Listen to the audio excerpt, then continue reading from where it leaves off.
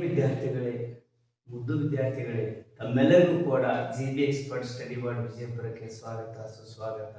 ಆತ್ಮೀಯ ವಿದ್ಯಾರ್ಥಿಗಳೇ, ನಾವಿವತ್ತು ನಿಮಗೆ ಮೊರಾರ್ಜಿ ಚಾಣಕ್ಯ ಅಂತಕ್ಕಂಥದ್ದನ್ನ ಗ್ರಾಮೀಣ ಪ್ರದೇಶದಲ್ಲಿ ಮನೆಯಲ್ಲೇ ಕುತ್ಕೊಂಡು ಯಶಸ್ಸನ್ನು ಹೊಂದಲಿಕ್ಕೆ ಮೊರಾರ್ಜಿಯಲ್ಲಿ ಹೆಚ್ಚು ಅಂಕಗಳನ್ನು ಗಳಿಸಲಿಕ್ಕೆ ನಾವೊಂದು ಸಣ್ಣ ಪ್ರಯತ್ನವನ್ನು ಮಾಡಾಕತ್ತೀವಿ. ತಾವೇನಾದರೂ ಹೊಸಬರಾಗಿದ್ದರೆ ನಮ್ಮ ಯೂಟ್ಯೂಬ್ ಚಾನಲ್ಗೆ ಸಬ್ಸ್ಕ್ರೈಬ್ ಮಾಡಿ, ಲೈಕ್ ಕೊಡಿ ಮತ್ತು ಶೇರ್ ಮಾಡಿ ಅಂತಕ್ಕಂಥ ಮಾತನ್ನು ಹೇಳ್ತಾ ಇವತ್ತು ನಾವು ಇಂಗ್ಲಿಷ್ ಬಗ್ಗೆ ನಂಬರ್ಸ್ ಬಗ್ಗೆ ನಾವು ತಿಳ್ಕೊಳ್ತಾ ಇದ್ದೀವಿ. ನಂಬರ್ಸ್ ಅಂದ್ರೆ ವಚನಗಳು. ನಿಮ್ಗೆ ಹೇಳಿ ಗೊತ್ತದ, ನಂಬರ್ಸ್ ಅಂದ್ರೆ ವಚನಗಳು. ಯಾವ್ಯಾವ ಸರ್ ನಂಬರ್ಸ್ ಅಂದ್ರ? ಒಂದನೇದು ಏಕವಚನ. ಏಕವಚನ ಅಂದ್ರ ನಾವು ಇದನ್ನ ಸಿಂಗ್ಯುಲರ್ ಅಂತ ಕರಿತೀವಿ. ಸಿಂಗ್ಯುಲರ್ ಅಂದ್ರ ಏಕವಚನ. ಆಮೇಲೆ ಪ್ಲೂರಲ್ ಅಂದ್ರ ಬಹುವಚನ. ಬಹುವಚನ, ಏಕವಚನ ಮತ್ತು ಬಹುವಚನ ಅಂತಕ್ಕಂಥ ಎರಡು ಭಾಗಗಳನ್ನ ನಾವಿಲ್ಲಿ ಮಾಡ್ತೀವಿ. ಇದ್ರ ಮೇಲೆ ಬಹಳಷ್ಟು ನಿಮ್ಗೆ ಅನುಕೂಲ ಆಗುವಂತ ಪ್ರಶ್ನೆಗಳು ಬರ್ತಿರ್ತಾವ. ಇದನ್ನ ನಾವು ಒಂದೇದು ಏನ್ ಮಾಡ್ತೀವಪ್ಪ ಅಂತಂದ್ರ, ಒಂದನೇದಾಗಿ ನಿಯಮವನ್ನ ನೋಡೋಣ. ನಾವು ನಿಯಮಗಳನ್ನ ಹಚ್ಚುವುದರ ಮೂಲಕ ನಾವು ಏಕವಚನದಿಂದ ಬಹುವಚನ ಮಾಡಬಹುದು. ಸರ್, ಏಕವಚನ ಅಂದ್ರೆ ಏನು, ಬಹುವಚನ ಏನಂದ್ರೆ ಏನು ಅಂತಂದ್ರ ಇಲ್ಲೇ ನೋಡ್ರಿ. ಏಕ ಒಂದು, ಬಹು ಎರಡಕ್ಕಿಂತ ಹೆಚ್ಚು. ಒಂದು ಅಂತಕ್ಕಂತಹ ಸಂಖ್ಯೆಯನ್ನ ಪ್ರಾಣಿ ಆಗಿರ್ಬೋದು, ಪಕ್ಷಿ ಆಗಿರ್ಬೋದು, ಸ್ಥಳದ ಹೆಸರುಗಳಾಗಿರ್ಬೋದು, ಇವುಗಳನ್ನ ಸೂಚಿಸೋದಕ್ಕೆ ನಾವು ಏಕವಚನ ಅಂತೀವಿ. ಎರಡು ಇಲ್ಲವೇ ಎರಡಕ್ಕಿಂತ ಹೆಚ್ಚು ಪ್ರಾಣಿಗಳಾಗಿರ್ಬೋದು, ಪಕ್ಷಿಗಳಾಗಿರ್ಬೋದು, ವಸ್ತುವಿನ ಹೆಸರಾಗಿರ್ಬೋದು, ಇವುಗಳನ್ನ ಸೂಚಿಸೋದಕ್ಕೆ ನಾವು ಅಂತೀವಿ ಅಂತಂದ್ರ ಬಹುವಚನ ಅಂತೀವಿ. ಒಂದೊಂದು ಸಲ ಏಕವಚನದಿಂದ ಬಹುವಚನವನ್ನ ಮಾಡುವಾಗ ನಿಯಮಗಳನ್ನ ಹಚ್ತೀವಿ. ನಿಯಮ ಒಂದು ಏನು ಅಂತಂದ್ರ, ಮೊದಲನೇದಾಗಿ ನಾವು ಎಸ್ ಪ್ರತ್ಯಯವನ್ನ ಹಚ್ಚೋದರ ಮೂಲಕ ನಾವೇನ್ ಮಾಡ್ತೀವಿ ಅಂದ್ರೆ ಏಕವಚನದಿಂದ ಬಹುವಚನವನ್ನ ಮಾಡ್ತೀವಿ.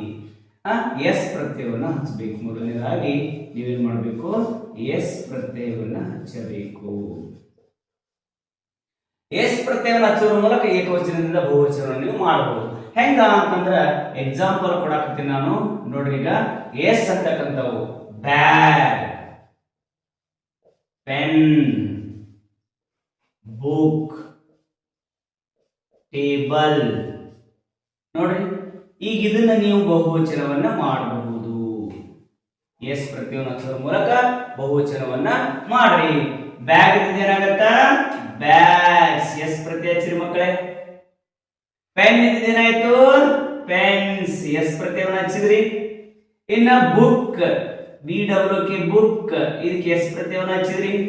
ಇನ್ನ ಟೇಬಲ್, TABLE ಟೇಬಲ್, ಎಸ್ ಪ್ರತ್ಯಯವನ್ನ ಹಚ್ಚಿದ್ರಿ. ಹಿಂಗ ಕೊನೆಗೆ ಆ ಒಂದು ಶಬ್ದದ ಕೊನೆಗೆ ಎಸ್ ಪ್ರತ್ಯಯಗಳನ್ನ ಹಚ್ಚುವುದರ ಮೂಲಕ ಏಕವಚನದಿಂದ ಬಹುವಚನವನ್ನ ನಾವು ಮಾಡಬಹುದು. ಶಬ್ದಗಳ ಕೊನೆಗೆ ಎಸ್ ಪ್ರತ್ಯಯವನ್ನ ಹಚ್ಚುವುದರ ಮೂಲಕ ನಾವೇನ್ ಮಾಡಬಹುದು ಅಂತಂದ್ರ ಬಹುವಚನವನ್ನ ಮಾಡಬಹುದು. ಇದು ನಮಗ ಒಂದನೇ ನಿಯಮ. ಇನ್ನು ಎರಡನೇ ನಿಯಮ ಅನ್ನೋದ್ರ ಬಗ್ಗೆ ನೋಡೋಣ.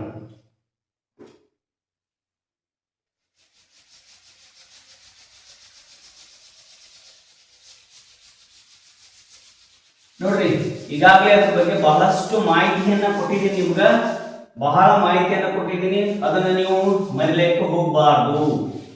ಅದನ್ನ ಮೇಲೆ ಮೇಲೆ ನೋಡ್ಬೇಕು, ಸ್ಕ್ರೀನ್ ಶಾಟ್ ಹೊಡ್ಕೋಬೇಕು, ಅದರ ಬಗ್ಗೆ ವಿಚಾರವನ್ನ ಮಾಡಬೇಕು. ನೋಡಿ ಮಕ್ಕಳೇ, ನಾನು ಈಗಾಗಲೇ ನಿಮ್ಗೆ ಹೇಳಿದ್ದೀನಿ, ಇನ್ನೊಂದ್ಸಲ ಹೇಳಾಕತ್ತೀನಿ. ಒಂದು ಅಂತ ಅರ್ಥ ಸೂಚಿಸ್ತಂದ್ರ ಪ್ರಾಣಿ ಆಗಿರ್ಬೋದು, ಪಕ್ಷಿ ಆಗಿರ್ಬೋದು, ಸ್ಥಳದ ಹೆಸರುಗಳಾಗಿರ್ಬೋದು, ಒಂದು ಅಂತ ಸಂಖ್ಯೆ ಸೂಚಿಸುತ್ತ ಏಕವಚನ. ಸರ್, ನಮ್ಗೆ ಎಕ್ಸಾಂಪಲ್ ಹೆಂಗೆ ಕೇಳ್ತಾರ ಅಂದ್ರೆ ಏಕವಚನದಿಂದ ಬಹುವಚನವನ್ನ ಕೇಳ್ತಾರ. ಮಾಡೋದು ಹೆಂಗು ಅಂತ ತಿಳ್ಕೊಂಡು, ಎರಡು ಇಲ್ಲವೇ ಎರಡಕ್ಕಿಂತ ಹೆಚ್ಚು ಸಂಖ್ಯೆಗಳನ್ನು ಸೂಚಿಸಿದಂದ್ರೆ ವಸ್ತು ಆಗಿರ್ಬೋದು, ಪ್ರಾಣಿ ಆಗಿರ್ಬೋದು, ಪಕ್ಷಿಗಳಾಗಿರ್ಬೋದು, ಅವಕ್ಕೆ ಬಹುವಚನ ಅಂತೀವಿ. ನಾವು ಮೊದಲೇ ನೀವು ನೋಡಿವಿ, ಎಸ್ ಹಚ್ಚೋದ್ರ ಮೂಲಕ ನಾವು ಏಕವಚನದಿಂದ ಬಹುವಚನವನ್ನು ನಾವು ಮಾಡಬಹುದು. ಹಾಗಾದ್ರೆ ಎರಡನೆಯ ನಿಯಮ, ನಿಯಮ ಎರಡು. ನಿಯಮ ಎರಡು. ಸರ್, ಏನ್ರಿ ಎರಡನೇ ನಿಯಮ ಅಂತಂದ್ರ, ಎಸ್ ಹಚ್ಚಿರ್ಬೋದು, SH ಆಗಿರ್ಬೋದು, SH ಆಗಿರ್ಬೋದು, CH ಆಗಿರ್ಬೋದು, O ಆಗಿರ್ಬೋದು, X ಆಗಿರ್ಬೋದು. ಇವುಗಳನ್ನ ನೀವು ಕೊನೆ ಶಬ್ದದ ಕೊನೆಗೆಯೂ ಬಂದು ಅಂದ್ರೆ ಶಬ್ದದ ಕೊನೆಗೆ ನೀವು ಬಂದಿದ್ದು ಅಂದ್ರ ನೀವೇನ್ ಮಾಡ್ಬೇಕು ಅಂತಂದ್ರ ಕಂಪಲ್ಸರಿ ES ಪ್ರತ್ಯಯವನ್ನ ಹಚ್ಚಬೇಕು.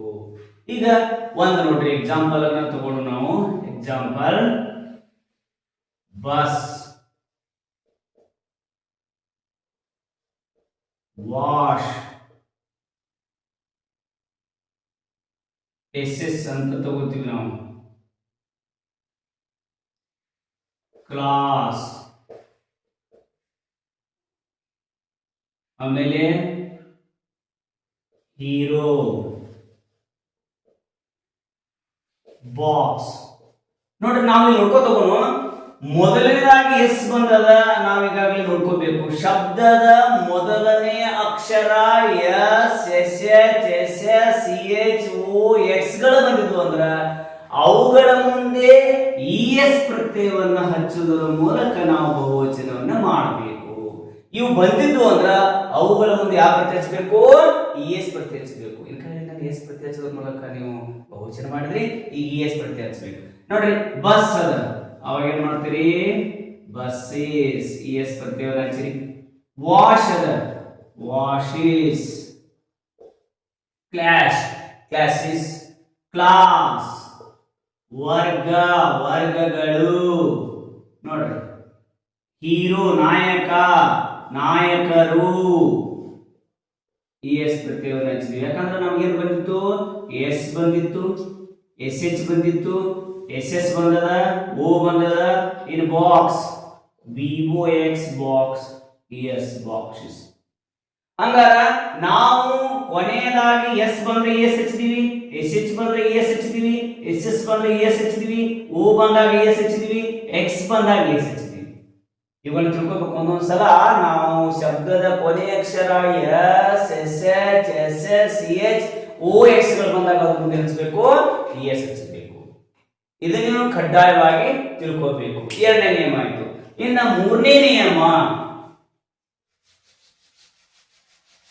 ಮೂರನೇ ನಿಯಮದ ಬಗ್ಗೆ ಒಂದಿಷ್ಟು ನಾವು ನೋಡೋಣ. ನಿಯಮ 3. ಓಕೆ ಮಕ್ಕಳೇ, ನಿಮ್ಗೆ ಬಹಳಷ್ಟು ಎಕ್ಸಾಂಪಲ್ಗಳನ್ನ ಕೊಟ್ಟಿದ್ದೀನಿ, ಅದ್ರ ಬಗ್ಗೆ ನೀವು ತಿಳ್ಕೊಳತ್ತೀರಿ ಅಂತ ಅನಿಸ್ಲಾತೈತಿ. ನೋಡ್ರಿ ಈಗಾಗಲೇ ಹೇಳಿದ್ದೀನಿ, ಎಸ್ ಹಚ್ಚೋದ್ರ ಮೂಲಕ ನೀವು ಒಂದನೇ ನಿಯಮ ಎಸ್ ಹಚ್ಚೋದ್ರ ಮೂಲಕ ಬಹುವಚನ ಮಾಡಬಹುದು. ಎರಡನೇದಾಗಿ ES ಹಚ್ಚೋದ್ರ ಮೂಲಕ ಬಹುವಚನ ಮಾಡಬಹುದು. ಇನ್ನ ಶಬ್ದದ ಕೊನೆಯ ಅಕ್ಷರವು ವಾಯ್ ಬಂದಿತ್ತು ಅಂದ್ರ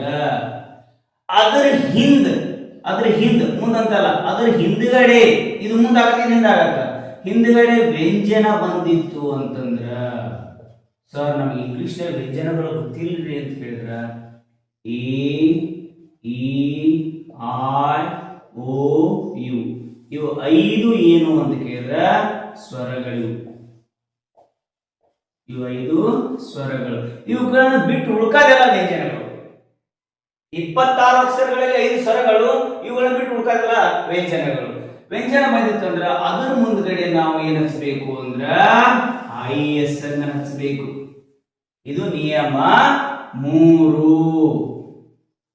ನಿಯಮ 3ನೇ, ನಾವು ವಾಯ್ ಬಂದಿದ್ದು ವಾಯ್ ಹಿಂದಿನ ಅಕ್ಷರ ವ್ಯಂಜನ ಆಗಿತ್ತಂದ್ರ ಆ ವಾಯನ್ನ ತೆಗೆದ ಆ ಜಾಗದಾಗ ನಾವು IS ಅನ್ನ ಹಚ್ಚಬೇಕು. ಈ ಜಾಗದ ವಾಯ್ ಜಾಗದಾಗ ನಾವು IS ಅನ್ನ ಹಚ್ಚಬೇಕು.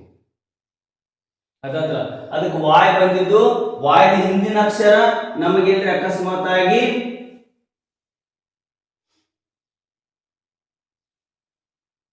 ನೋಡಿ ವಾಯ್ ಬಂದಿದ್ದು ವಾಯ್ದ ಹಿಂದಿನ ಅಕ್ಷರ ವ್ಯಂಜನ ಆಗಿತ್ತಂದ್ರ ನಾವು ಅದನ್ನ ಏನ್ ಮಾಡಬಹುದು ಅಂತಂದ್ರೆ IS ಹಚ್ಚಬೇಕು. ಫಾರ್ ಎಕ್ಸಾಂಪಲ್ ನೋಡೋಣ, ನಾವಿಲ್ಲಿ LADY ಲೇಡಿ, BABY ಬೇಬಿ, ಇವೆರಡನ್ನ ನಾವು ಇಲ್ಲಿ ಬಿಡಿಸೋಣ. ನೋಡ್ರಿ ವಾಯ್ ಬಂದದ, ಶಬ್ದದ ಕೊನೆ ಅಕ್ಷರ ವಾಯ್ ಬಂದದ. ಆ ವಾಯ್ ನೋಡ್ರಿ ಎಲ್ ಇದ್ದಿದ್ದಂಗ ಇಡ್ತೀರಿ, ಎ ಇದ್ದಿದ್ದಂಗ ಇಡ್ತೀರಿ, ಡಿ ಇದ್ದಿದ್ದಂಗ ಇಡ್ತೀರಿ. ವಾಯ್ ಜಾಗದಾಗ IS ಹಚ್ತೀವಿ, ಲೇಡೀಸ್. ಇನ್ನ ಬಿ ಇದ್ದಿದ್ದಂಗ ಇಟ್ರಿ, ಎ ಇದ್ದಿದ್ದಂಗ ಇಟ್ರಿ, ಬಿ ಇದ್ದಿದ್ದಂಗ ಇಟ್ರಿ. ವಾಯ್ ಬಂದದ, ಅದ್ರ ಜಾಗದಾಗ ನಾವು ಹಚ್ಚಬೇಕು, IS ಹಚ್ಚಬೇಕು, ಬೇಬೀಸ್. ಇಂತ ಹಲವಾರು ಉದಾಹರಣೆಗಳನ್ನ ನೀವು ನೋಡಬಹುದು. ಇದೇ ಸೇಮ್ ಇನ್ನೊಂದು ನಿಯಮವನ್ನು ತಿಳಿಸ್ತಾ ಇದ್ದೀನಿ. ನಿಯಮ 4. ಏನಂದ್ರೆ ಸೇಮ್ ವಾಯ್ ಬಂದಿದ್ದು ವಾಯ್ದ ಹಿಂದಿನ ಅಕ್ಷರ ಇವಾಗ ಸ್ವರ ಬಂದಿದ್ರ ಸ್ವರ ಅಂದ್ರೆ A E I O U ಅಂತೇಳಿ ಅವು ಸ್ವರ ಬಂದಾಗ ನಾವು ಅದ್ರ ಮುಂದೆ ಬರೀ ಐ ಎಸ್ ಹಚ್ಚಂಗಿಲ್ಲ ಎಸ್ ಪ್ರತ್ಯಯ ಹಚ್ಚಬೇಕು. ಈ ವಾಯ್ ಅನ್ನ ಕ್ಯಾನ್ಸಲ್ ಮಾಡಲ್ಲ. ಈ ವಾಯ್ ಜಾಗದಾಗ ನಾವು ಐ ಎಸ್ ಹಚ್ಚಿದ್ವಿ, ವಾಯ್ ಮುಂದೆ ಎಸ್ ಹಚ್ಚಬೇಕು. ನಾವು ವಾಯ್ ಮುಂದ್ಗಡೆ ಎಸ್ ಹಚ್ಚಬೇಕು. ಗೊತ್ತಾಗತ್ತಲ್ಲ. ಫಾರ್ ಎಕ್ಸಾಂಪಲ್ ನೋಡೋಣ. BOY ಬಾಯ್, TOY ಟಾಯ್. ಈಗ ನೋಡ್ರಿ ಫಾರ್ ಎಕ್ಸಾಂಪಲ್ ಈಗ ನೋಡ್ರಿ ನಿಮ್ಗೆ ಏನಾಗತ್ತ ವಾಯ್ ಬಂದದ, ವಾಯ್ದ ಹಿಂದಿನ ಅಕ್ಷರ ಸ್ವರ ಬಂದದ, ವಾಯ್ ಬಂದದ, ವಾಯ್ದ ಹಿಂದಿನ ಅಕ್ಷರ ಸ್ವರ ಬಂದದ. ಹಾಗಾಗಿ ಏನಪ್ಪ ಅಂದ್ರ ವಾಯ್ದ ಹಿಂದಿನ ಅಕ್ಷರ ಸ್ವರ ಬಂದಿತ್ತು ಅಂದ್ರೆ ನೀವು ಬರೀ ಎಸ್ ಹಚ್ಚಬೇಕು. ಆ ವಾಯ್ನ ತೆಗಿಯಂಗಿಲ್ಲ. ಇಲ್ಲಿ ತೆಗೆದಿದ್ದೀವಿ ನೋಡ್ರಿ, ಎಲ್ ಇದ್ದಾಗ ಇಟ್ಟಿವಿ, ಎ ಇದ್ದಾಗ ಇಟ್ಟಿವಿ, ಡಿ ಇಟ್ಟಿವಿ, ಅದ್ರ ಜಾಗದಾಗ ಐ ಎಸ್ ಹಚ್ಚಿವಿ. ಇಲ್ಲಿಲ್ಲ ಬಿ ಓ ಅದನ್ನ ಸೇಮ್ ಇಡಬೇಕು. ಇಟ್ಟು ಬರೀ ಏನ್ ಮಾಡ್ಬೇಕು ಎಸ್ ಪ್ರತ್ಯಯ ಹಚ್ಚಬೇಕು.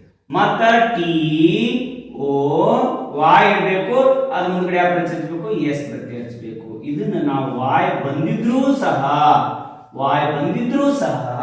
ಅದರ ಹಿಂದೆ ಸ್ವರವಾಗಿದ್ದರೆ ನಾವು ಎಸ್ ಹಚ್ಚಬೇಕು. ನೋಡ್ರಿ ಇನ್ನೊಂದ್ಸಲ ಹೇಳ್ತೀನಿ. ವಾಯ್ ಬಂದು ವಾಯ್ದಿನ ಅಕ್ಷರ ವ್ಯಂಜನವಾಗಿತ್ತಂದ್ರ ಯಾವುದೇ ಒಂದು ಶಬ್ದದ ಕೊನೆಯ ಅಕ್ಷರವು ವಾಯ್ ಬಂದಿದ್ದು ಅದ್ರ ಹಿಂದಿನ ಅಕ್ಷರ ವ್ಯಂಜನ ಆಗಿತ್ತು ಅಂದ್ರ ಆ ವಾಯನ ತೆಗೆದ ಆ ಜಾಗದಾಗ ಐ ಎಸ್ ಹಚ್ಚಬೇಕು. ತೆಗೆದ ಐ ಎಸ್ ಹಚ್ಚಿವಿ.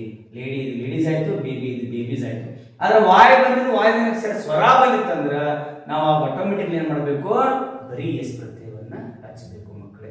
ಇದು ನಿಯಮ 3 ಮತ್ತು 4 ಅಂತ ಆಯ್ತು.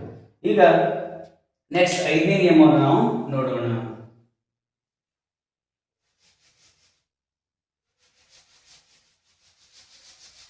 ನಿಯಮ 5 ನೋಡ್ರಿ, ಈಗಾಗಲೇ ಅದ್ರ ಬಗ್ಗೆ ಸಾಕಷ್ಟು ಎಕ್ಸಾಂಪಲ್ ಅನ್ನು ಕೊಡಾಕ್ತೀನಿ. ನಿಮ್ಗೆ ಅರ್ಥ ಆಗಲ್ಲ ಅಂತ ಅಂದ್ಕೊಂಡಿದ್ದೀನಿ. ಏನಾರ ಅರ್ಥ ಆಗಲ್ಲ ಅಂದ್ರೆ ಕಮೆಂಟ್ಸ್ ಮಾಡಿ, ನಾನು ಅದ್ರ ಬಗ್ಗೆ ರಿಪ್ಲೈ ಮಾಡ್ತೀನಿ. ಆದ್ರೆ ಕಡ್ಡಾಯವಾಗಿ ಮೇಲಿಂದ ಮೇಲೆ ವಿಡಿಯೋನ ಸ್ಕಿಪ್ ಮಾಡದೆ ಪೂರ್ತಿಯಾಗಿ ನೋಡಿದ್ರೆ ನಿಮ್ಗೆ ಆರಾಮಾಗಿ ನೀವೇನಪ್ಪ ಅಂದ್ರೆ ಗೆಲ್ಲಬಹುದು ಇದರಲ್ಲಿ. ಈಗ ನಾನು ಹೇಳಿದ್ದೀನಿ ಎಸ್ ಪ್ರತ್ಯಯ ಹಚ್ಚೋದ್ರ ಮೂಲಕ ಬಹುವಚನ ಮಾಡಬಹುದು, ಎಸ್ ಪ್ರತ್ಯಯ ಹಚ್ಚೋದ್ರ ಮೂಲಕ ಬಹುವಚನ ಮಾಡಬಹುದು. ವಾಯ್ ಬಂದಿದ್ದು ವಾಯ್ ಹಿಂದಿನ ಅಕ್ಷರ ವ್ಯಂಜನ ಆಗಿತ್ತಂದ್ರೆ ಆ ವಾಯನ್ನ ತೆಗೆದು ಅದರ ಜಾಗದಾಗ ಐ ಎಸ್ ಹಚ್ಬಹುದು. ಇನ್ನು ವಾಯ್ ಬಂದು ವಾಯ್ ಹಿಂದಿನ ಅಕ್ಷರ ಸ್ವರ ಬಂದಿತ್ತು ಅಂದ್ರೆ ಹಂಗ ವಾಯ್ ಅದ್ರ ಮುಂದೆ ಎಸ್ ಹಚ್ಬೇಕು. ಇನ್ನು 4 ನಿಯಮ. ಇನ್ನು 5ನೇ ನಿಯಮವನ್ನು ನಾವು ನೋಡೋಣ. ಈ 5ನೇ ನಿಯಮ ಏನಂದ್ರ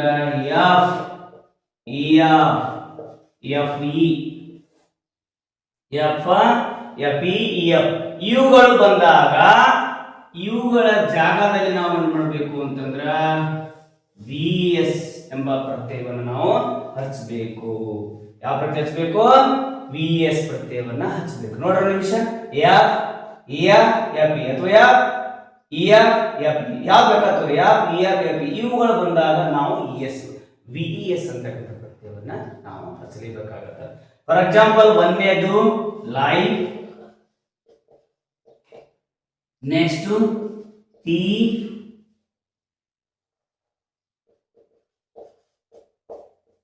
ನೆಕ್ಸ್ಟ್ ಫಿಶ್, ಲೈಫ್, ಥೀಫ್, ಆಮೇಲೆ ವೈಫ್. ನೋಡ್ರಿ ಲೈಫ್, ಥೀಫ್, ವೈಫ್. ನೋಡ್ರಿ ಏನೇನ್ ಬಂದವ. 1ನೇದು ಎಫ್ ಬಂದದ. ನೋಡ್ರಿ ಎಫ್ ಇ ಬಂದದ, ಎಫ್ ಬಂದದ, ಎಫ್ ಇನು ಕೂಡ ಬಂದದ. ನಾವೇನ್ ಮಾಡ್ಬೋದು ಈಗ ಲೈಫ್ ಅದ LIVES ಲೈವ್ಸ್ ಅಂತೀವಿ. ಲೈವ್ಸ್. ಥೀವ್ಸ್ ಅಂತ ಕರಿತೀವಿ. ಈಗ ಎಫ್ ಬದಲಾಗಿ VS ಹಚ್ತೀವಿ. ಥೀವ್ಸ್ ಆಯ್ತು ಅದು. ಓಕೆ. ಇನ್ನು ನೆಕ್ಸ್ಟ್ ವೈಫ್ ಇದೇನಾಯ್ತು ವೈವ್ಸ್ ಆಯ್ತು. ಹಾಗಾಗಿ ಏನಪ್ಪಾ ಅಂತಂದ್ರೆ ನಾವು VS ಪ್ರತ್ಯಯಗಳನ್ನ ನಾವು ಇಲ್ಲಿ ಹಚ್ತೀವಿ. ಯಾಕೆ ಹಚ್ತೀವಿ ಅಂತ ಗೊತ್ತಾಗಿದೆ ನಿಮಗೆ. ಶಬ್ದದ ಕೊನೆಯ ಅಕ್ಷರವು ಎಫ್ ಇ ಬಂದು ಅಂದ್ರೆ ನಾವು VS ಪ್ರತ್ಯಯವನ್ನ ಹಚ್ಚಲೇಬೇಕು. ನಮಗ ಶಬ್ದದ ಕೊನೆಯ ಅಕ್ಷರವು ಎಫ್ ಇ ಬಂದಾಗ ನಾವು VS ಪ್ರತ್ಯಯಗಳನ್ನು ನಾವು ಹಚ್ಕೊತ ಹೋಗ್ಬೇಕು. ಇದು 5ನೇ ನಿಯಮ. ಇನ್ನು 6ನೇ ನಿಯಮವನ್ನು ನಾವು ಸ್ವಲ್ಪ ನೋಡೋಣ. 6ನೇ ನಿಯಮ ಬಹಳ ಈಸಿ. ಕೆಲವೊಂದಿಷ್ಟು ಏಕವಚನದಿಂದ ಬಹುವಚನವನ್ನ ಮಾಡಕ್ಕಾಗಲ್ಲ. ಅವು ಸೇಮ್ ಟು ಸೇಮ್ ಹಂಗ ಉಳಿತಾವು. ಆರನೇ ನಿಯಮ ಏನು ಮಾಡಕ್ಕಾಗಲ್ಲ, ಹೆಂಗಿರುತ್ತೋ ಶಬ್ದ ಹಂಗೆ ಇರಬೇಕು. ಅಥವಾ ಮಿಲ್ಕ್. ಆಮೇಲೆ ನೆಕ್ಸ್ಟ್ ಅರ್ತ್. ಆಮೇಲೆ ನೆಕ್ಸ್ಟ್ ಸ್ಕೈ. ಇವು ನೋಡಿ, ಇವುಗಳನ್ನ ನೀವು ಹೆಂಗಿರುತ್ತೋ ಹಂಗೆ ಇಡಬೇಕು. ಯಾಕಂದ್ರೆ ಮಿಲ್ಕ್ ಅಂದ್ರೆ ಕೌಂಟೇಬಲ್, ಕೌಂಟ್ ಮಾಡಕ್ಕಾಗಲ್ಲ. ಹಾಲು ಒಂದು ಹಾಲು, ಎರಡು ಹಾಲು, ಎ ಕಪ್ ಆಫ್ ಮಿಲ್ಕ್ ಅನ್ಬಹುದು, ಎ ಗ್ಲಾಸ್ ಆಫ್ ಮಿಲ್ಕ್ ಅನ್ಬಹುದು. ಆದ್ರೆ ನೀವು ಹಾಲನ್ನ ಅಳ್ಯಾಕಾಗಲ್ಲ, ಅದು ಲೀಟರ್ ಗಟ್ಟಲೆ ಅಳಿಬಹುದು. ಆದ್ರೆ ಹಾಲನ್ನು ಒಂದು ಹಾಲು, ಎರಡು ಹಾಲು ಅಂತ ಮಾಡಕ್ಕಾಗಲ್ಲ. Countable, uncountable, it's also uncountable. ಹಾಗಾಗಿ ಇದನ್ನ ನಾವು ಏಕವಚನದಾಗೂ ಮಿಲ್ಕ್ ಅಂತೀವಿ, ಬಹುವಚನದಾಗೂ ಮಿಲ್ಕ್ ಅಂತೀವಿ. ಭೂಮಿಯನ್ನು ಕೂಡ ನಾವೇನಂತೀವಿ ಅಂದ್ರೆ ಏಕವಚನದಾಗೂ ಅರ್ಥ ಅಂತೀವಿ, ಅರ್ತ್ಸ್ ಅಂತ ಆಗಲ್ಲ. ಸ್ಕಾಯ್, ಆಕಾಶ ಬಂದಾಗ ಸ್ಕಾಯ್ ಅಂತಾನೆ ಅಂತೀವಿ. ಇಂತಹವುಗಳನ್ನ ನಾವೇನ್ ಮಾಡ್ಬೇಕು ಅಂತಂದ್ರೆ ಕೌಂಟೇಬಲ್, ಎಣ್ಸಕ್ಕಾಗಲ್ಲ. ಭೂಮಿ ಒಂದದ, ಎರಡದ, ಭೂಮಿ ಎಣ್ಸಕ್ಕಾಗಲ್ಲ. ಆಕಾಶ ಒಂದದ, ಎರಡದ ಅಂತ ಅನ್ನಕ್ಕಾಗಲ್ಲ. ಈಗ ನಾವು ಎಣಿಕೆಗೆ ಸಂಬಂಧಪಟ್ಟಂತವುಗಳನ್ನ ಮಾತ್ರ ಪ್ರತ್ಯಯಗಳನ್ನ ಹಚ್ಕೊಂಡು ಬರೀ. ಇವು ಕೌಂಟೇಬಲ್, ಅನ್ಕೌಂಟೇಬಲ್ ಅಂತ ಬರ್ತಾವೆ. ಎಣಿಕೆಗೆ ಸಾಧ್ಯ ಇಲ್ಲ, ಅನ್ಕೌಂಟೇಬಲ್ ನಂಬರ್ಸ್ ಅಂತ ಕರೀತಾರೆ ಅವುಗಳು. ಅಥವಾ ಅದಕ್ಕಾಗಿ ಏನಪ್ಪಾ ಅಂದ್ರೆ ನೀವು ಇದನ್ನ ಸ್ವಲ್ಪ ತಿಳ್ಕೊಬೇಕು. ಇನ್ನು ಲಾಸ್ಟ್ ಒನ್, ಏಳನೇ ನಿಯಮವನ್ನು ನಾವು ಸ್ವಲ್ಪ ನೋಡೋಣ. ಲಾಸ್ಟ್ ಒನ್, ಏಳನೇ ನಿಯಮ, ಚೈಲ್ಡ್, ವುಮನ್. ಆಮೇಲೆ ನೆಕ್ಸ್ಟ್ ಆಕ್ಸ್.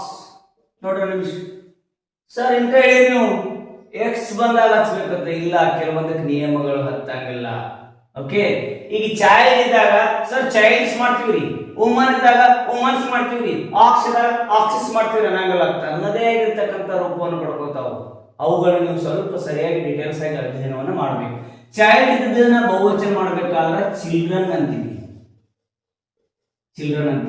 ವುಮನ್ ಅನ್ನ ಬಹುವಚನ ಮಾಡ್ಬೇಕಾದ್ರೆ ವುಮೆನ್ ಅಂತ ಕರಿತೀವಿ.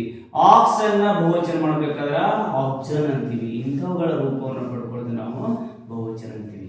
ಚೈಲ್ಡ್ ಇದ್ದು ಚಿಲ್ಡ್ರನ್, ವುಮನ್ ಇದ್ದು ವುಮೆನ್, ಆಕ್ಸ್ ಇದ್ದು ಆಕ್ಸನ್ ಅಂತ ಕರಿತೀವಿ. ಇವುಗಳನ್ನ ನೀವು 7 ನಿಯಮಗಳನ್ನ ತಿಳ್ಕೊಂಡು ಇನ್ನೊಂದು ಸ್ವಲ್ಪ ನೀವು ಮೇಲಿಂದ ಮೇಲೆ ವಿಡಿಯೋವನ್ನು ನೋಡಿದ್ರೆ ನಿಮ್ಗೆ ಆರಾಮಾಗಿ ಗೊತ್ತಾಗಿಬಿಡುತ್ತೆ. ಇವುಗಳ ಸಂಬಂಧಪಟ್ಟಿರ್ತಕ್ಕಂತಹ ಕೆಲವೊಂದಿಷ್ಟು ಕ್ವಶನ್ ಪೇಪರ್ಗಳನ್ನು ಕೂಡ ನಾನು ಬಿಡಿಸ್ಲಿಕ್ಕೆ ಪ್ರಯತ್ನ ಮಾಡ್ತೀನಿ. ಹಾಗಾಗಿ ತಾವು ಏನಾದರೂ ನಮ್ಮ ಯೂಟ್ಯೂಬ್ ಹೊಸಬರಾಗಿದ್ದರೆ ಅಂದ್ರೆ ಸಬ್ಸ್ಕ್ರೈಬ್ ಮಾಡಿರಿ, ಲೈಕ್ ಕೊಡಿ, ಕಮೆಂಟ್ಸ್ ಮಾಡಿ, ನಿಮ್ಮ ಸ್ನೇಹಿತರಿಗೂ ಕೂಡ ಇದನ್ನು ತಿಳಿಸಿರಿ. ಈ ದಿನ ನಿಮ್ಗೆ ಭಗವಂತ, ಆ ದೇವರು ನಿಮ್ಗೆ ಒಳ್ಳೆಯದನ್ನು ಮಾಡಲಿ ಅಂತಕ್ಕಂಥ ಮಾತನ್ನು ಹೇಳ್ತಾ ಈ ಕ್ಲಾಸಲ್ಲಿ ನಿಮಗೆ ಮುಗಿಸ್ತಾ ಇದ್ದೀನಿ. ಧನ್ಯವಾದಗಳು.